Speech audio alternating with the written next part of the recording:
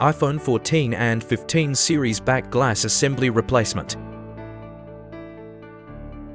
There have been reports that after replacing the back glass assembly on the iPhone 14 and iPhone 15 series, a configuration available. Back glass alert appears in iOS 18.1.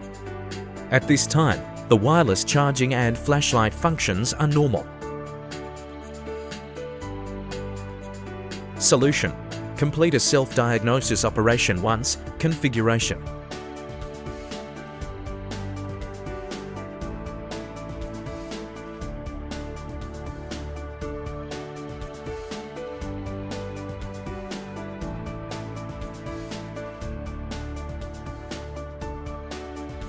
back glass alert disappears.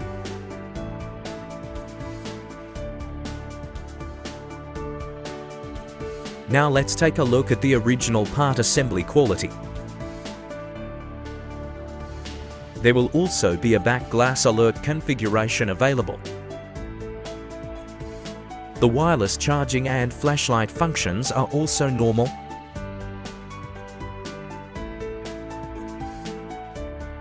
However, at this time, the back glass cannot be configured. Interestingly, when we exit and then re-enter to confirm, the back glass item has disappeared on its own.